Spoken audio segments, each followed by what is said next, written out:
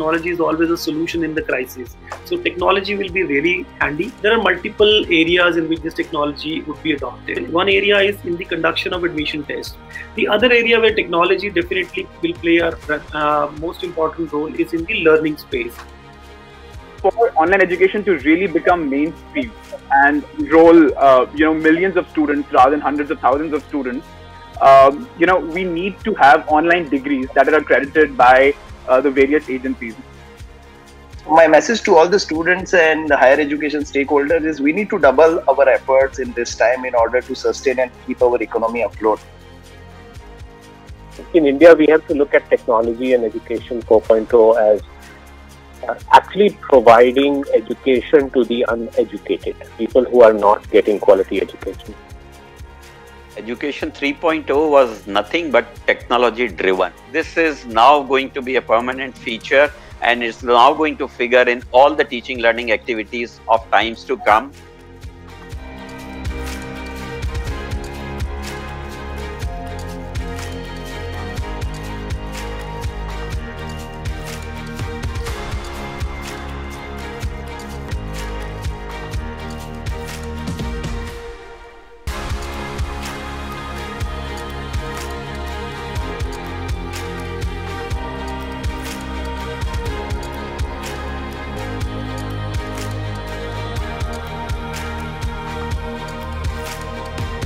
Hi everyone, I heartily welcome everyone here, all the panelists and all the audience with us.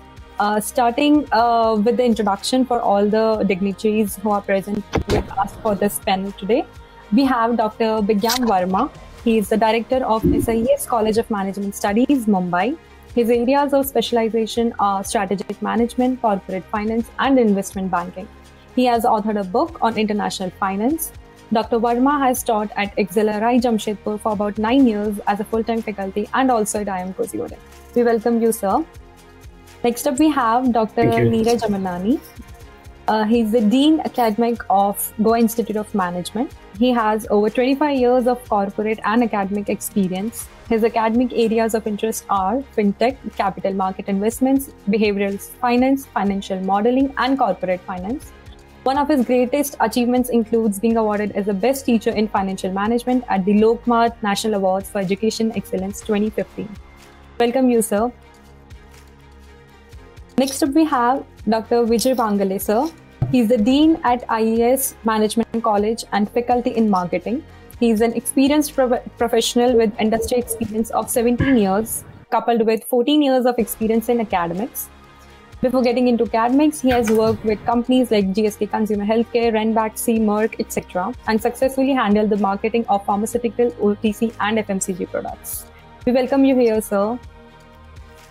Next up, we have Professor Satish Modh. He is the professor and director at West Institute of Management, Mumbai, affiliated to the University of Mumbai.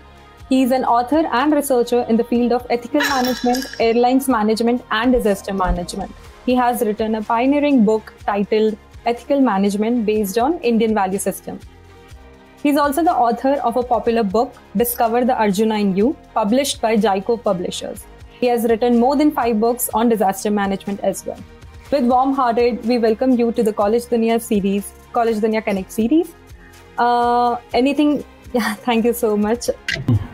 So, starting with today's discussion, I'd like to give you a brief about today's topic, that is pedagogical innovation in MBA courses.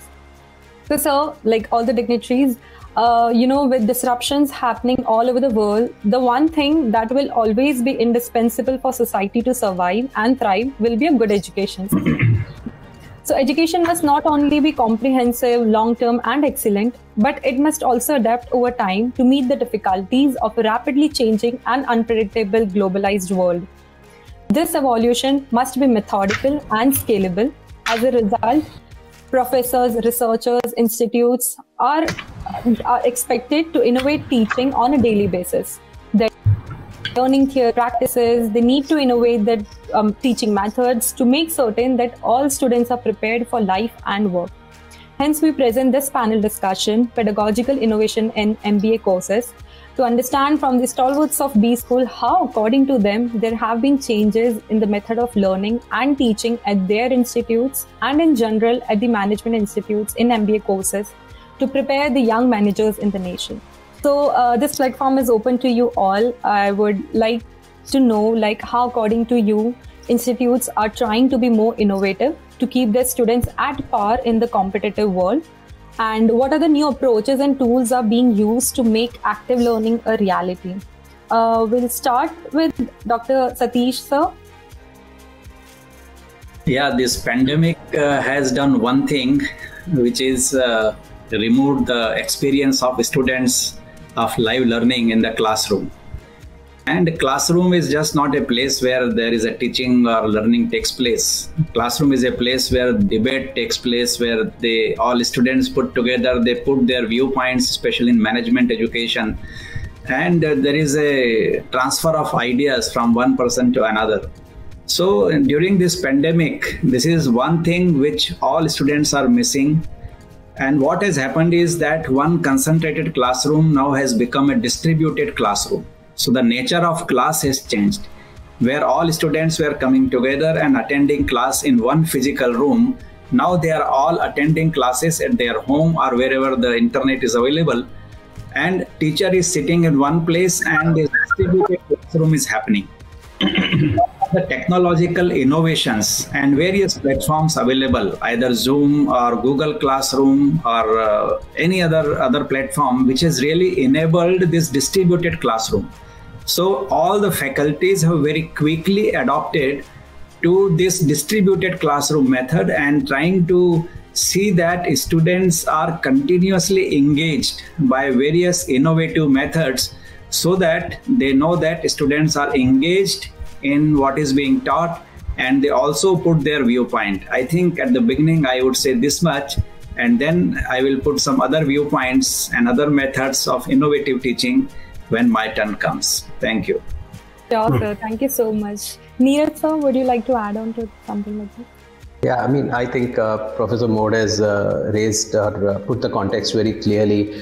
The nature of the classroom has changed. So the nature of education needs to transform naturally to adapt to what is now the digital classroom, at least till it exists.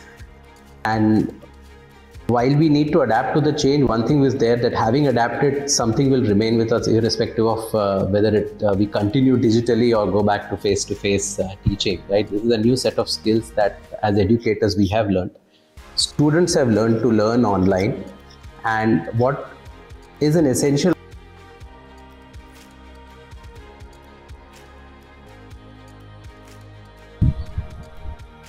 We lost him again.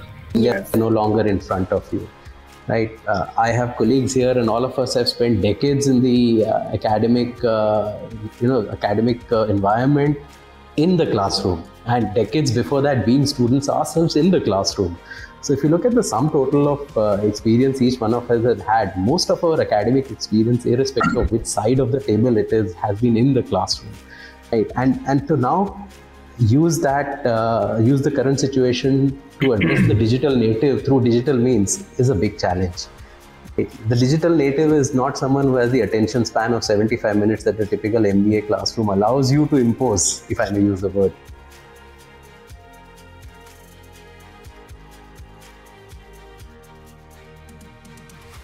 Adapt and learn and respond in a classroom environment. Right. Now the digital environment is forcing us to do a lot of different things. We record videos, we upload them, have them see the videos and come to class to discuss. In the classroom, suddenly we are short of attention span, throw up a snap poll and get students to respond to a poll and actually get them involved in the class, right? Or you throw up a quick word thought, thought idea, and you create a quick mind word cloud out of their ideas and tell them, look, this is what you said as a class and this is what the topic is. So all in all, it's become a very different exercise in engaging our young students, and there are learnings in it for us for the better. But as Professor Mode said, I totally agree. Any day, it's great to get back into the classroom and then leverage the technology. Till then, we will do the best we can across the digital divide as well. So great to hear, sir. Vigyan, sir, your thoughts on it? Thank you, Jim. Dimple, thank you so much. It was very nice to listen to Dr. Neeraj and Dr. Satish Mohanlal, and they are probably echoing the same thing, which I'm going to say the same thing. This cannot go on for a long, long time. People are going to get fatigued and they're going to get tired. They're going to get exhausted because it doesn't really satisfy the need of the changing world, the new norms today. Let me just give you an example. Gallup conducted a poll of about 30,000 B school students in the US. And these guys are the ones who had graduated 15 years back, and they wanted to check with them as to what helped them learn in the business school when they were there, and what helped them succeed in the real world as such. And that was 15 years down the line, Almost a large number of them said that what mattered the most was obviously the kind of mentoring and the co-curricular activities which used to take place on the campus and all. But what really mattered the most was the experiential learning, because this probably prepared them to be ready for the future. This helped them succeed in the longer run. Remember, the challenge is not to evaluate in business school based on what kind of students they have today. You really have to see what their kids are doing 15 years, 10 years down the line. And what all of them agree is that really matters is the experiential learning. Now, can you provide experiential learning digitally? Out of the question. You can have Snap poll, you can have distributed classroom, you can do whatever you do, whatever technology. I mean, today when you were seeing, we are having a debate using digital platform, but the kind of challenges we are facing, sometimes you can't listen to us, and there are different kind of challenges which our faculty members have been facing every day. Now, this cannot go on for a long time. Yes, digital intervention now will become an active aid for the faculty to improve pedagogically, in terms of reaching out, in terms of bringing in diversity and all things will happen in days to come. But this cannot just go on. We will have to get back to the classroom. We will have to make things more experiential. And that's the only way, I guess, we can really meet the challenges of the industry or the corporate in the future as such. That's what I feel. Deborah. Yes, great to hear that, sir. Thank you so much. Vijay, sir? At the outset, thank you, College Dunia, and thank you, Dimple, for having me with this esteemed panel. I completely echo with what Satish sir, Neeraj sir, and Vigyan sir has said. And I think the reason why any student joins an MBA course is for that feel and that experience of the campus. And the complete miss out on that is what we have seen because of this pandemic. So when we talk about innovations, it's primarily how we are going to make that uncomfortable situation of the student comfortable. If the student is currently in an uncomfortable situation and the learning is happening, which is remotely, there are a lot of challenges in terms of attention span, interaction, involvement, engagement. So basic innovations is in terms of how do we do that? How do we get students more involved? How do we get them more engaged is what is going to matter. There's no radical innovation what we are talking about, but innovations primarily in terms of how do you simulate that campus experience digitally. I mean, that's in brief, and I would probably come back later again. Sir, thank you so much for that, sir. So moving ahead, like Neeraj sir mentioned that, all four of you have been in the classroom for like all the decades till now, first as a student and then as a professor. So, what according to you, how have you seen there has been evolution in terms of teaching? Now, when I say teaching, there we could look at, the variety of courses and specializations. So, in the earlier times, there must be only few courses and specialization available to the students. But now in the field of management, if we talk about specifically, what according to you have been, the evolution in the courses, the specialization, in the field of management, and how it's shaping the future for a student? Like, what are the different streams that they are open for them? In our institution, when 6, 7, 8 years back, if you look at, we had those traditional specializations like finance, HR, marketing, IT management. These were things which were ruling the roost 5-6 years back. But in last 5-6 years, the development of technology and new technology tools has forced us to expand our horizon. And in 2015, we started this data analytics course, PGDM, in business analytics specialization. And that has caught up very well. And in fact, we offer pure business analytics as a specialization. We offer marketing analytics, supply chain analytics, HR analytics, financial analytics. These are specializations we offer to our students. And this has made a very big difference, because when they go to the industry, they are already industry ready because of the methods we adopted. Again, why we are not finding it as difficult, or our students are not finding it as a difficult in pandemic, is that 3.5 years back, we started experimenting with flipped classroom. And flipped classroom was that the professor will not be teaching in the classroom, but he will provide, or she will provide, the learning material 2-3 days in advance or 1 day in advance to all the students. And when they will come to the classroom, they will only come and discuss the content which has been provided, and teacher will be acting as a moderator for that discussion. And slowly what we adopted is that the content was provided either as a video file or audio file through using MOOC platform. So when this pandemic started, within a week, all the faculties were adopting these methods, and all these courses which we are offering, including analytics, they started having the flipped classroom became the norm. Earlier, flipped classroom was an experiment, and in this pandemic, flipped classroom became the norm. For most of the subjects, we provide the content to the students before the classroom, and when they join for the Zoom classroom or Google classroom, at that time, what happens is only discussion takes place, and we provide various classrooms within the classroom for discussion, and the faculty is monitoring that. So when we use new courses, new technologies, when this kind of pandemic happens, you are already prepared for this new kind of things, and it is a smooth transition. So I think I answered both of your questions in more detail here. Mm-hmm.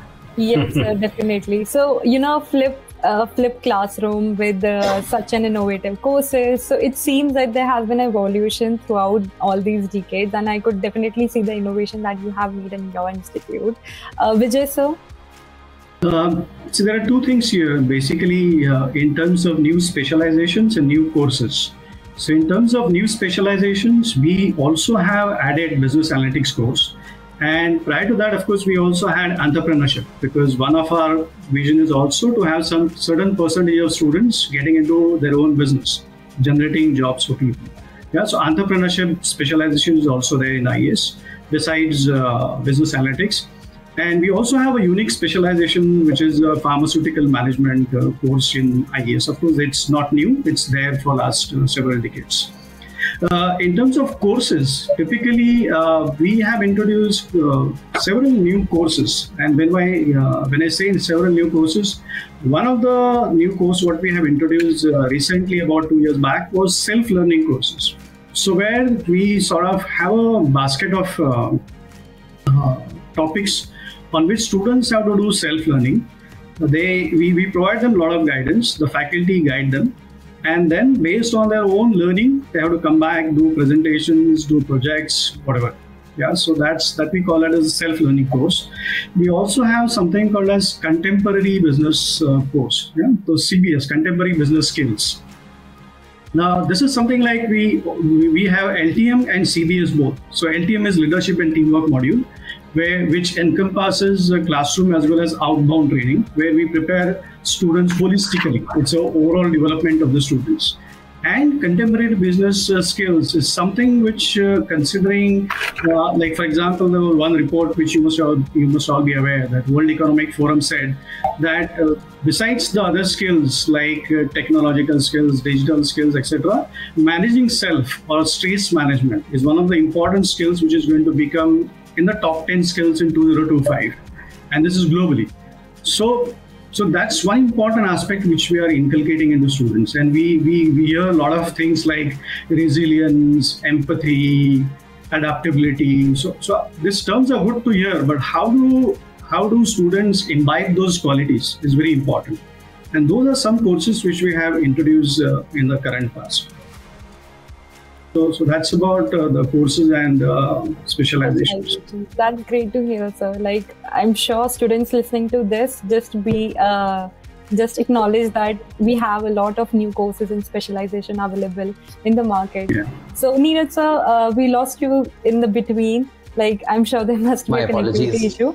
No problem, sir. No issue. I'll just repeat, like, you must have missed like what we are discussing about. So currently we are discussing about, like you mentioned, that all of you have spent, all your life in the classroom. So what evolution have you seen in terms for the variety of courses and specializations to choose from, since now students have a bucket of, courses to choose from? So that's what we are discussing. We'll have Bigyan sir. Bigyan sir, do you want to? Yeah, tell me. Dimple, you want me to start? Yes, sir.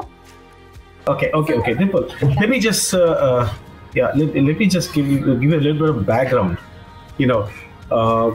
At least this pandemic has taught us one thing, is that you cannot go on the way you were going on before the pandemic. Things have to change substantially. Typically, a business school, or a business management course should have 4 different components. Number 1 is that there has to be deep understanding and insight of what is being taught. So therefore, with the way we develop curriculum and the way we develop looking at the pedagogy, it should really lead to deep understanding and insight. Number 1. Number 2 is are we preparing? Like, if I'm a faculty, am I preparing my student to frame the problems correctly? Because unless you frame the problem correctly, you'll not be able to resolve and do anything at all about that. Number 3 is that, are we teaching them what we call as a rapid prototyping, right? Like, are we teaching them to fail early and succeed, and fail and succeed? And the number 4 is implementation and execution. Unfortunately, for a long time, in fact, I've been in academics for the past 30 years, and we focused only on the 4th one, not the first 3 items which I spoke about. And therefore, most business schools focus on what we call as the operational cycle. They do not focus on the innovation cycle at all. And therefore, we teach them courses like total quality management and things like that as such. But we don't really focus. We don't really talk to them about. We don't talk to them about connecting dots or prototyping and things like that. Now that has to change substantially.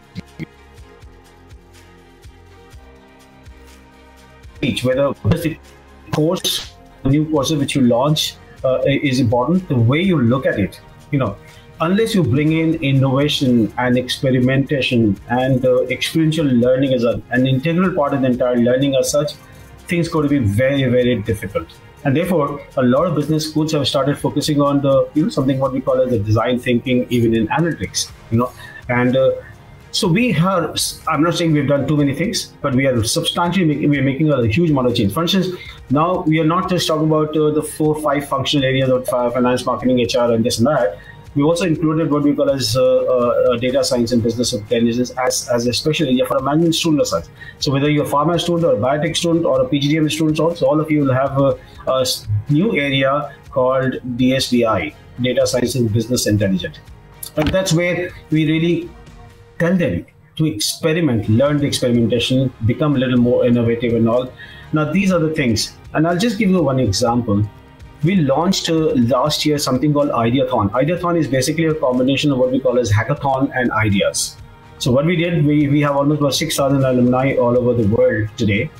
So we got in touch with the alumni and we told them is that, look, if you have a business problem, obviously you will probably approach your own set of employees or maybe a consultant, and these guys are going to charge you a huge amount of money. So why don't you give those problems to us?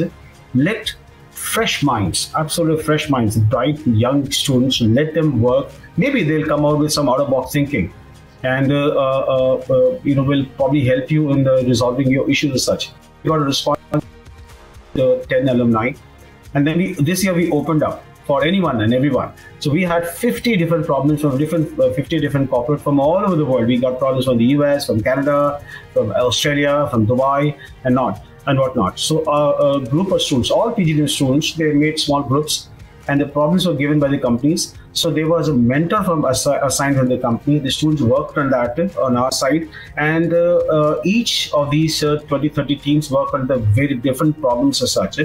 And they made a presentation to an independent jury. By the way, the jury were the consultants from the industry, and then they decided on the top 3. The entire cycle took place for the normal courses like finance, marketing, HR, and all. But this, they taught them a lot of experimentation. They gave them a lot of experiential learning, and in the process, because there were a lot of startups, they also learned that many of these startups, many of these guys who are doing extremely well in the world today, they actually failed times and again in the past. So this is the kind of culture which we need to change in the business school. It cannot be just introduction of a few courses on areas, and it is to deal more with the change of the culture which I'm trying to talk about. That's the most crucial thing today. Thank you. That was very insightful, sir. Over to you. Sir? Yes, Neeraj sir. Do we have a connectivity? There's an issue with that. No problem. Shall we move on? Yeah, I think he's here. He is back. Yeah. I Neeraj sir. He is back. Is there a good connectivity that you could see? Yeah. Connectivity shows it's good, but I don't know, somehow yeah, it's a bit of Ethernet. Yeah, no issue, sir. We can hear you. Ethereal gap between us and Bombay, it seems today. I don't know. No, I think you're good now. You're good now. Yeah, it's very good. Seems to be better. Luckily, just fortunate. Yes, sir. Just in time. So, sir, any thoughts or anything that you'd like to add on to this conversation? Were you asking me to come in on this, Dimple? Yes, sir. Yeah, right, great. So, I agree with what Professor Verma is saying, and we really need to look at our entire structure ground up, and many of us are doing that actually, and some fabulous ideas that my colleagues are sharing as to what they're doing at their respective schools here.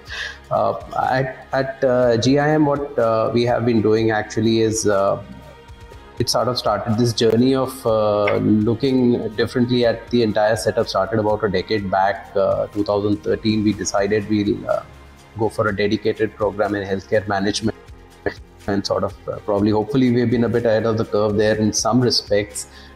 This is a time of immense transition in the Indian industry, and healthcare is actually at a point of inflection. So that's a program which really prepares our students to look at that industry much more closely with a microscopic view, and probably be the right person to help the industry manage the transitions that they're undertaking right now. We absolutely also were in sync with the fact that data skill sets related to data sciences and management would be very critical, and that's why 3 years back we actually, after a deep 2-year study, launched a full-fledged PGDM in big data analytics dedicated to the domain of the intersection between data science and management problem solving. So we are looking at basically data fluent managers. There is the sort of tagline we look at, and the intention there being to essentially have the skill sets that industry is looking for with respect to having managers who have a deep understanding of data science, not data scientists themselves, but have a deep understanding of data science and the potential to resolve business issues, come up with solutions, come up with business possibilities in the first place, to talk about business innovation, is leveraging the ideas that Professor Verma was saying. So here is a set of students who can actually also go along the same by working on the basic oil that is available today in the form of huge quantum of data, and use that to create business opportunities and solutions to problems. So that was our the big data analytics program that we launched.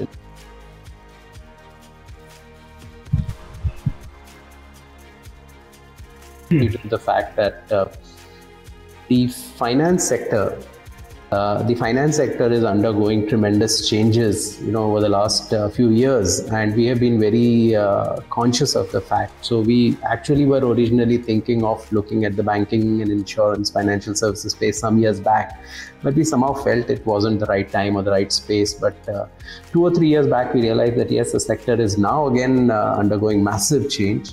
We are looking at fintech being a major business disruptor in that space, and the entire way people look at finance, or the way financial services look at people, both things are really going to change.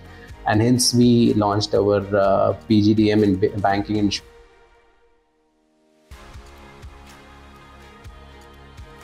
emerging career opportunities in the space.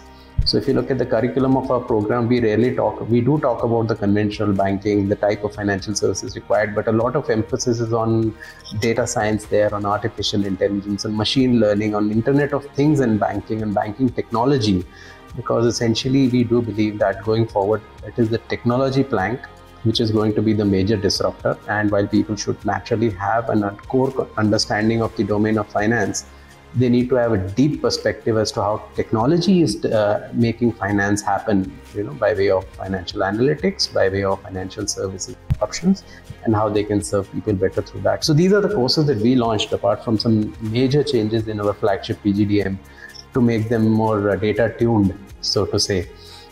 So yeah, more on that later. But so these are things that are happening at GIM, which we are very excited about, and so we feel that we can also really provide good qualified manpower to the industry in years to come. That's so great to hear, sir. One thing that I found common, across the institute, that analytics is something that's booming in the industry, and even the students are looking for those courses where they could, be analytically knowledgeable and have courses in that field. So that's great to hear. My next question is basically, we need to understand how the teaching. We understand that due to COVID, that there has been changes in the digital medium and there's technology involved. But how, according to you, a student learning experience been changing over the period because of all the disruptions? And apart from that, what about the teachers? How have they changed themselves, and what are the teaching pedagogies you're practicing right now? Anyone who would like to start? Yeah, okay, I will. If somebody else want to start, I will start. So please go ahead. Love to hear from you. We have been experimenting with teaching methods in a very big way for last 5-6 years. We have a program called Yuva for Seva, that is to improve the sensitivity of students toward the society. And this is integrated part of our program, that for 3 weeks, all the students go to various NGOs within Mumbai or within Maharashtra and across the country. So we have a big pool of NGOs who are associated with us, and every year all the students go there and they work, and it is a life-changing experience. This is one thing which we have been doing it. Second is, we have a program called Sell On. Sell On is within the first week of all students joining, we provide them training by their seniors, because they have already done this Sell On program. And we select a product. We means students and marketing faculty, they select a product from some NGO who are manufacturing this in a big number, but they don't have the market. So for 1 week Sell On program, all our students, whatever specialization they are going to take in future, irrespective of that, because they should know that without a product being sold or service being sold, there is no management, there is no organization. So all of them together in a group of 2 and with the student supervisor, they go out in the market and sell those products. You will be surprised to know that every year our students sell something like more than 10 lakh rupees worth of such products and give it to NGOs this money by selling this. And this is again something, because once they go out in the market and start selling something, it could be a bag, it could be something which NGO has made, and it goes to them. The third thing which we have been doing is outcome-based learning, where we identify the gaps in learning. We are very, very serious about all the students' performance, and we rank them based on average of last 5 years of performance of students in those subjects. And then we find out that what are the gaps in learning of a particular batch of students. So we have a workshop week. In that workshop week, our faculties and invited faculties offer huge content, and every student is supposed to take 5 hours per day of those workshops based on the feedback which we provide to them, that these are your skill gaps and learning gaps. So 30 hours of workshop every student takes in this workshop week from the bouquet of workshops which we organize based on this outcome-based learning and gap which we find out. So like that, we have continuously evolved methodologies to see that students, when they go out, there are not many gaps in what industry expect from them and what we expect from them. And they are doing better and better every year from their other alumni. So while doing this, one thing we realize is that, this spirituality comes out as one of the biggest gap. When we interacted with alumni, we realized that the stress and tension of working in the corporate world is very high. So we started organizing spirituality seminars every week. We invited people from all organizations, including Shri Ravi Shankar's or Sadhguru Jaggi Vasudev or ISKCON or Gayatri Parivar. We have a huge group of such people, and weekly 10 days we used to organize such seminar within the institute. And now when it is going on virtually, even now we have once in a week or once in 15 days such seminar open to all the students. And over a period of time, in last 2 years, we have grouped all this spirituality teaching into 2 parts. One is we title as Managing Yourself, which is 30 hours of such teaching by these various gurus and swamis. They teach techniques of meditation, pranayam, and eating right. And then the second set is another 30 hours, which is managing yourself to lead others, because finally as a manager, you have to lead others. So we keep on finding these gaps in learning, and we keep on introducing workshops and various events. Another thing which we discovered is students, when they go out in outside world, they are highly impressed by high achievers. So we thought that we should organize such events where we have number of achievers within the institution framework, and they deal with them and they know that they are also normal people. So for that, we started organizing literature festival. It is called Vesim Literati Fest. It is one of the unique literature festival in the whole country, where students plan which are the authors, because most of the managers and authors, they have been writing books.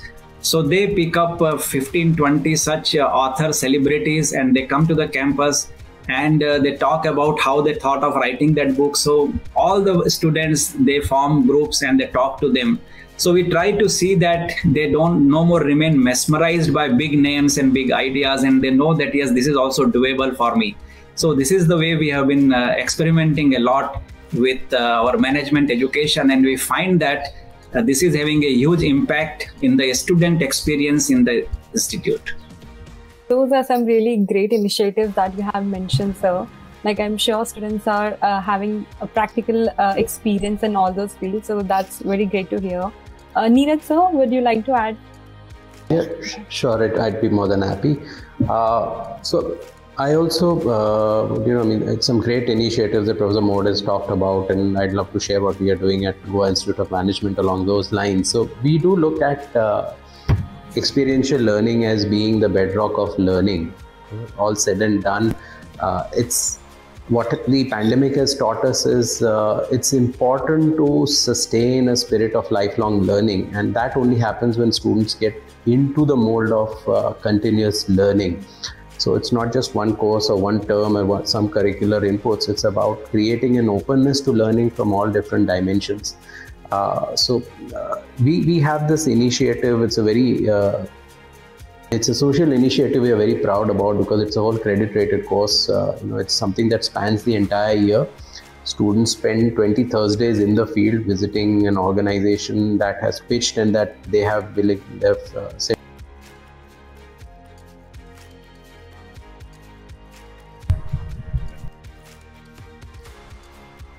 serving of a company.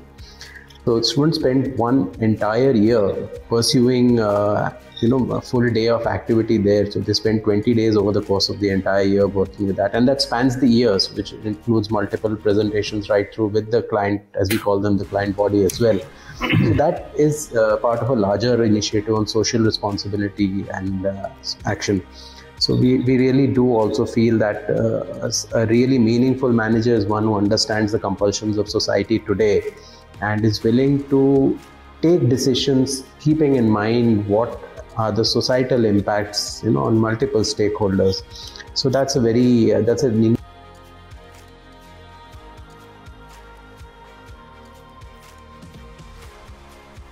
factor which has led to GIM being amongst the few global institutions to have been rated on a scale of 5 on the positivity impact rating. So, we really feel that we are making progress there, significant progress there. Apart from that, to give students continuous exposure, there are multiple initiatives where students reach out to industries for consulting projects. So something they call the Institute Industry Interaction Cells. It's a IIIC cell that the students run.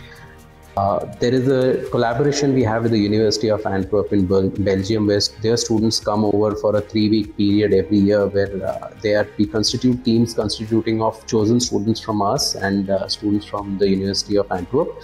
So they form 20 consulting teams, and they actually address some real-life industry problems in and around Goa for the 3-week period. So it's something we call the International Consulting Bootcamp.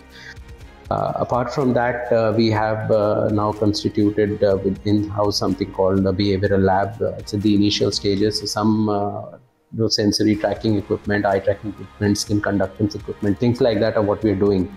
And what we're doing is trying to actually leverage those to deliver courses like neuromarketing and have a greater sensitivity on consumer behavior understanding. So we are trying where whatever we feel would be experiential learning opportunities to really maximize the takeaway that students have and develop basically an open attitude to a continuous learning approach. These are some of the things that we are doing at Goenstruct. That's great to hear, sir. Like, we have some quite a new initiatives that I'm sure not everybody is aware about. Those initiatives are happening in the institutes. Vigyan, sir? Dimple, you know what? I come from this institution society called South Indian Education Society, right? So SIES is almost about 90-year-old institution society. It was set up in 1932. So perhaps the oldest society in the country, educational society. And if you look at the motto of this society, it's called Rise with Education. It really sincerely believes that whatever can happen, like Nelson Mandela said once, that the only WMD, the weapon of mass destruction is nothing but the education, So we believe in that. And the South Indian Education Society is extremely close to what we call as the institutional social responsibility. And so all the institutions, we have many institutions in this group, and business school is one of them, which I'm heading.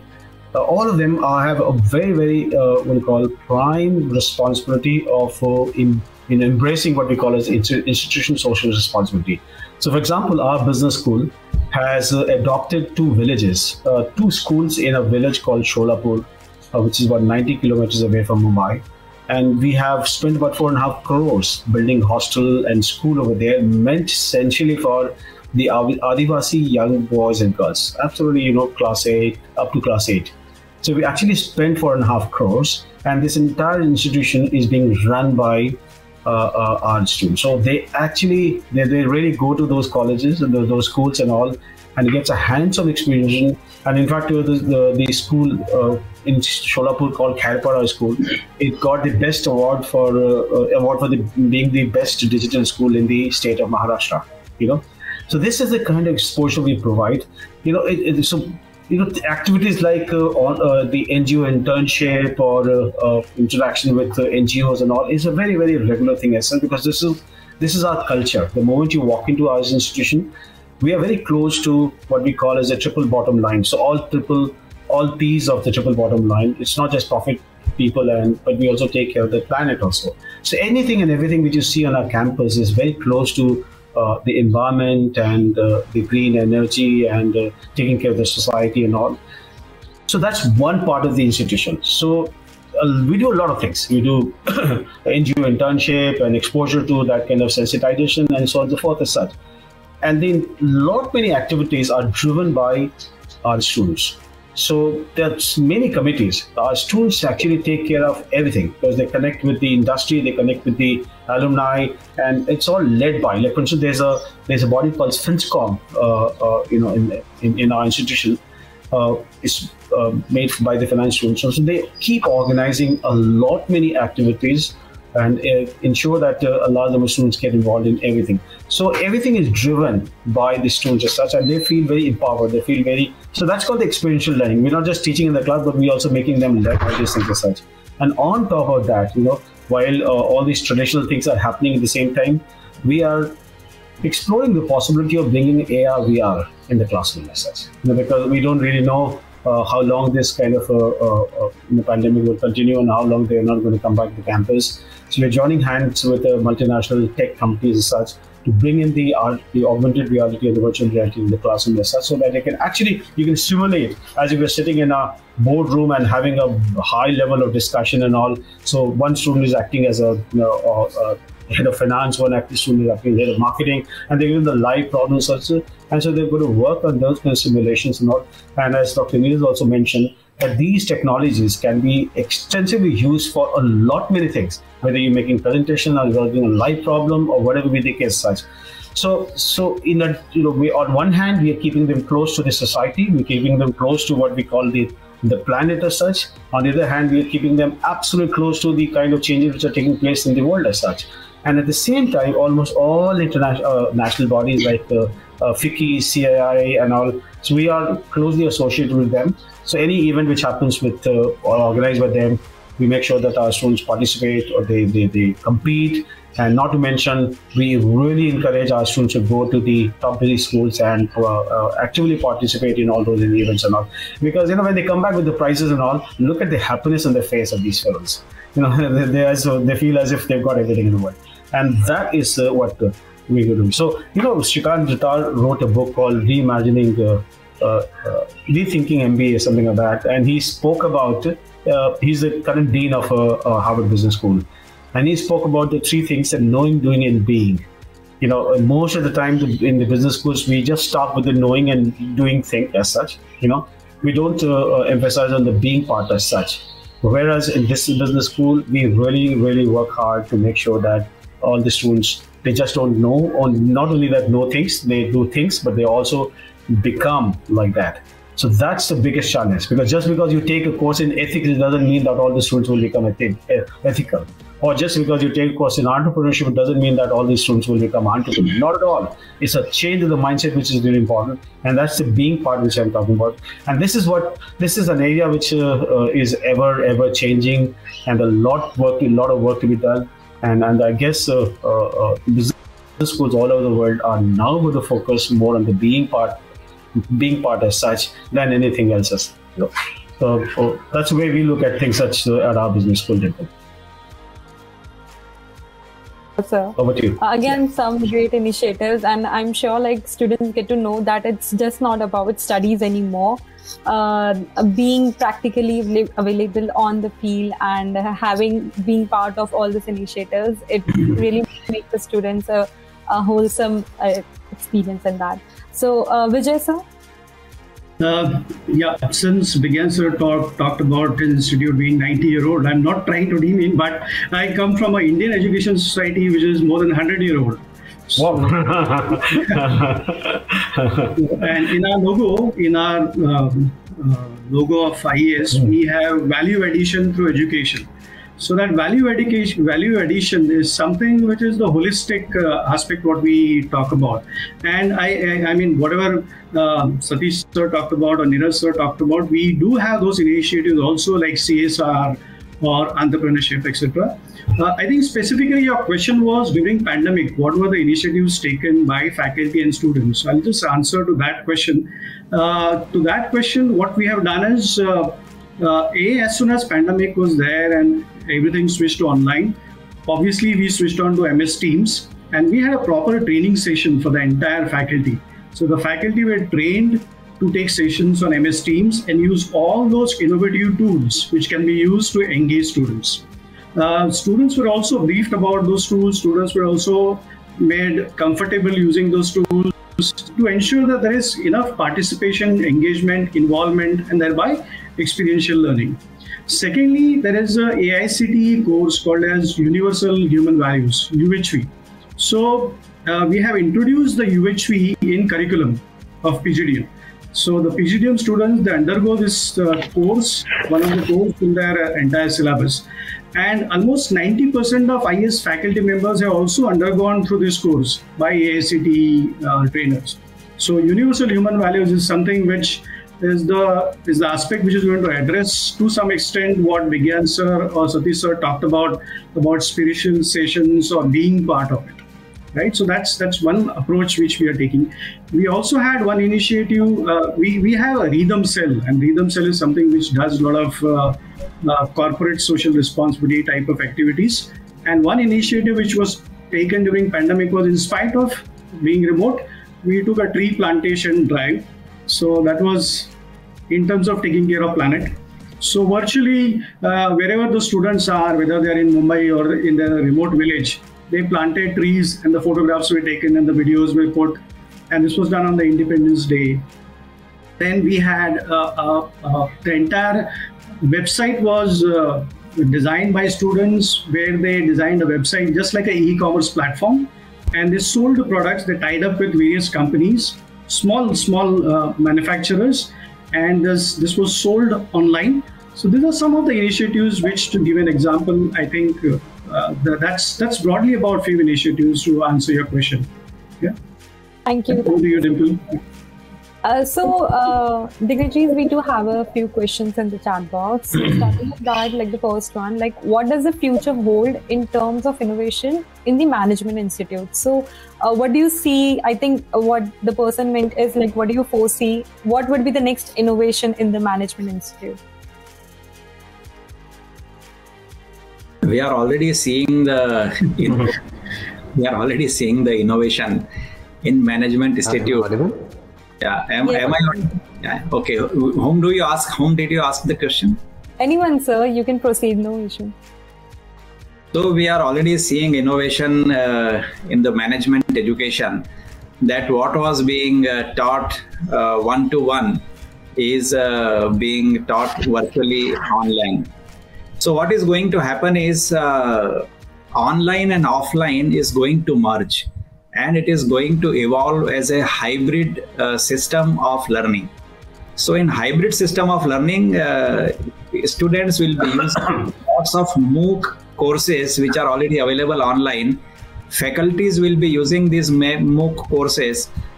We already started doing that 3 years back. What we did is all our faculties aligned our syllabus, that is PGDM syllabus and MMS syllabus, with the content available on MOOC online.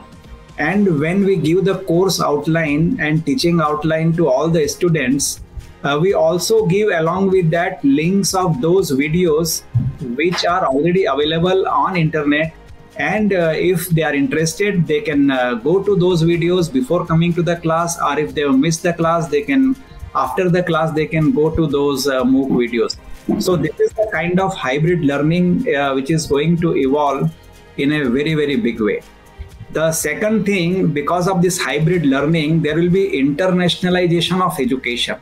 Because these courses are being offered, say, in Europe or in USA or in IIMs, or even say Vigyan Sir's Institute or Neeraj Sir's Institute, because faculties are making videos. Just the other day we had a meeting of our faculty council, and we have adopted this, that all our faculties are making 5 to 10 minutes videos of certain concepts of the course framework, and which they are sending to students. So they are available, and they will be, once we edit them properly and look at the content, we will put them on our website. So this will be available on various institutions' website also, like us.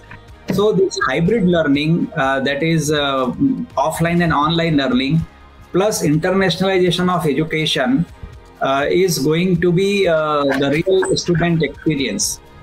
2 years back, we got 500,000 euro from European Union for internationalization of education, where institutions from Nepal and from European Union and us and couple of institutions in India, we came together. You know, they have this Erasmus Plus program.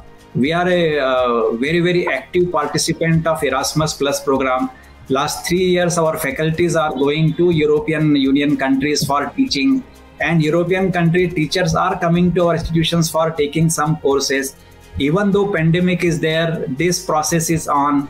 This year, I was supposed to go to Poland to take a course on ethics in cyber security, which did happen. So like that, a lot of things, internationalization of education is happening, and this has opened the, you know, we read about the book World is Flat. Now actually the management education has become flat. Anywhere you are, the best of the courses are available online, and the faculties, what they have to do is they have to go through such courses and expose such things, such materials to students. So it serves two purposes. The faculty improves in his or her own content delivery and content creation and innovation in education, and students get a very good exposure, international exposure to the best content available. So I think, sir, the two things that you mentioned that you foresee in the, in the innovation in the management institutes are, the first thing is the hybrid model and hybrid learning experience for the students and teachers. And the second one is internationalization. Any other point that any one of you would like to add to it, guys?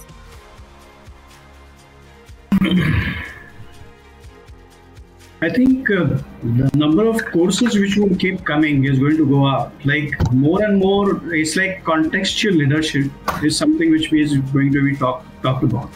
Like you see a lot of short courses coming up. I mean, gone those days, we have a 2-year-long courses. A lot of reputed institutes globally are introducing short courses.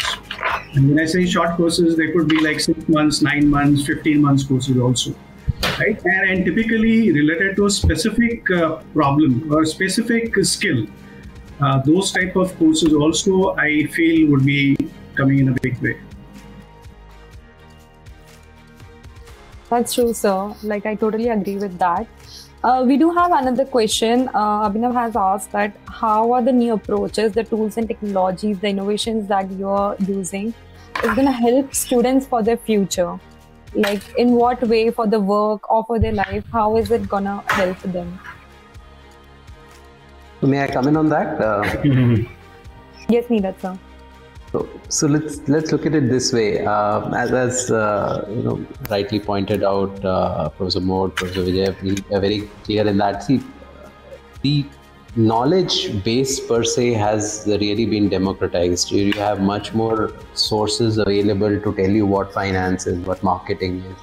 But what the value addition that we are talking about, and hence the imperative of innovation, is with respect to being able to make that person think for himself or herself. We are talking about transforming individuals into autonomous learners. Right? They should be people who should be guiding their own learning trajectory, because what the pandemic has taught us, we have been learning about this gradually, but I guess it became sharply into focus with the pandemic, is your knowledge is only as relevant as the last major change in business situations. Right, and sometimes they can happen on a whole scale basis. Right, so what I knew of and what I was a master of will no longer be relevant once there's a huge transformation in the business situation. Right.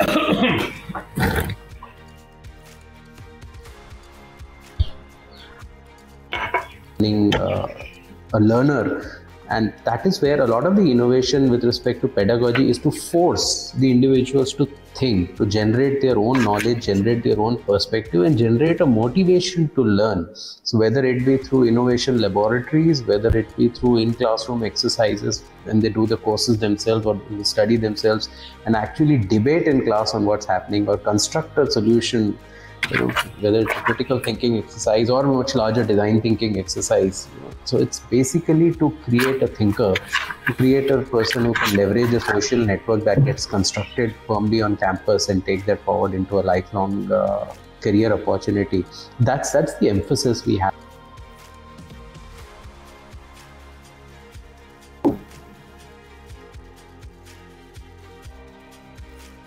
Dimple, can I come in for a minute? Neeraj, I think I did complete what I had to say. I'm done. Thank you. Thank you so much, sir.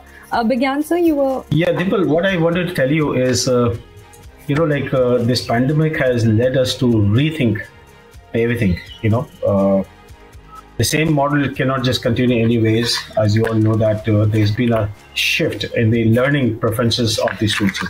Like when you really look at our students today, the new age learners, I really feel that they are very different today. The number of 3-4 characteristics of which I don't think we as educators or academicians can ignore. Number one is they have a very low attention span. A lot of studies have proved that it's not more than 7 minutes at all. Number two is they prefer flexibility, right? Number three, what I just jotted down is that they prefer digital method of learning. Like give them a book, they will not read. But my son would probably spend the whole day on a laptop, but he will not hold a book in his hand, because he wants to read everything through using a laptop. And they believe in the number four is the interdisciplinary approach to learning as such. They want it interactive. So some of the MOOCs which you see on Coursera and edX and all, they become quite they're quite interactive, because they do a lot of research, by the way, before a course is launched. It's not like just any NPTEL program and all. They do a lot of research before some of these MOOCs are launched on Coursera and all. And number five, and I mentioned right in the beginning as such, number five is 80-90% of them prefer experiential learning. They will get bored, they will start yawning if you just give a monologue lecture one way as such. Now, all these things, and not to mention that what we call the half-life of any skill, the technical skill is not more than 2-3 years. So whether they learn Python or anything about big data or machine learning or IoT or whatever they learn, it'll probably be irrelevant in another 1 or 2 years' time, and something new will come. I'm sure you would have heard of something called quantum computing, which is going to replace the entire what you call as the platform on which we operate, the World Wide Web, and the entire thing is going to change substantially. So it will be not just be 5G, it will be probably 50G or whatever it could be. So things are really changing so fast, and believe me, large number of smart corporate are far ahead of what the business schools teach today. And that's the reason why even Harvard has changed the method of looking at the entire thing. They introduced something called FIELD, FIELD. Basically, this is an acronym. It stands for Field Emotional Experience for Leadership Development, FIELD. Now, especially in the 2008, when the crisis took place, the subprime crisis took place in the US, they realized that the same old case-based teaching, which they followed for 100 years and all, is not working anymore. So they really wanted to change it, the entire way they teach the students as such. And that's how Nitin Nohria again introduced this concept of FIELD, the Field Experience or Leadership Development. Probably we do it like that, something like that as a live project. But the one which they have developed is a very exhaustive, a very comprehensive method of going about teaching business education to the students as such. So those are the changes I think we really. And I think it's become challenging for academicians, all the teachers, all the faculty is far ahead of the changes which are taking place. Otherwise, they're going to be irrelevant very, very soon as such. So that's very important to look at it. Simple. Yeah, I totally agree with you, sir. Like all it makes truly sense to what you said does. We do have a last question. We'll just take up that and we'll wrap it up. We have a good question here. Like, what is the differentiating factor between innovation and invention? Neeraj sir, do you have any thoughts on that? Yeah, sure. I mean, I have a simple one. I'm sure my colleagues would love to comment on this. So invention is typically when you go a bit more technology and you go a bit more product and you talk of something with new features or new dimensions or altogether a new product or prototype. Innovation is essentially a new way of looking at things. Right? You may do the same thing in a different way. You don't call it an invention, but it's definitely an innovation. The way I service my customer, the way I manage my manpower, the way I sell my product to my consumer, right? Those are all have scopes for innovation, but not everything will qualify for an invention. And the business is about practice and process and systems. So there is so much scope for innovation on all those levels. So any significant change which adds value, in my mind, is innovation. And invention is, of course, more from a science and technology perspective when you really talk about a major product upheaval or an addition of a feature or deletion of a feature and so on. There's a Hindi word which we use for innovation in India.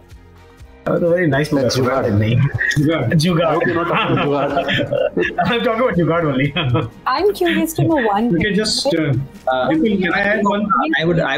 I would like to add one point here. Every student, management student, or every person on this earth cannot be innovative or inventive. The whole our mental space, I divide it, works into 5 zones. One is observation skills, where some of us are very good in observing, and we learn a lot of things through observing. And I think 70, 80, 90% of people in this world, they go through their life simply because they have a good observation skill. Once they observe, then they start analyzing it. So those who have better analysis power, they observe and then analysis, and their decision making is more supported by data. Once they become analytic, then they become creative, because they understand that this is what is happening and there is a need for improvement. So that need for improvement forces them to be creative, and they keep on modifying the products. That's why you have various versions of the same product. And when you feel that even the creativity is not solving the problems, then you go for innovations. So this journey keeps on taking place, and then from creativity, the innovation starts. And invention is entirely a different thing. In 1902, the first powered flight took place, and today people are going to Mars.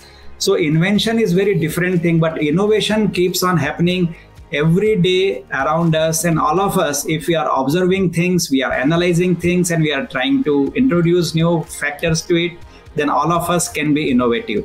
And I will just like to add one last point, that the root of all this is there in our Vedas. It is called Shravan, Manan, and Nididhyas. Shravan is that you should be able to listen and understand whatever you are getting exposed to. Manan is Chintan, that is you are contemplating and thinking about, pondering over what you have heard, and you are thinking about it. So from that process on, analysis and creativity and innovation start. And Nididhyas is experiencing it in a Sahaj Bhav.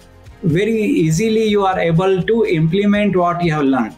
So all the learning, whether it is pandemic, non-pandemic, virtual, non-virtual, is all related to these 3 things: Shravan, Manan, and Nididhyas. People, just one point, if I may. So the basic difference between innovation and invention is, to an invention, when you add the application and commercial value, then it becomes innovation. Invention may not have a commercial value, whereas innovation has a commercial value. Great theory. Even I'm thinking about that. That was great. Any concluding thoughts anyone would like to pitch in? Can I give one concluding thought from my side, Deepu? Okay, I just want to quote a great professor called Dr. Vijay Govindarajan, when he said, and this is important, future is not what you will do in the future. Future is what you will do today.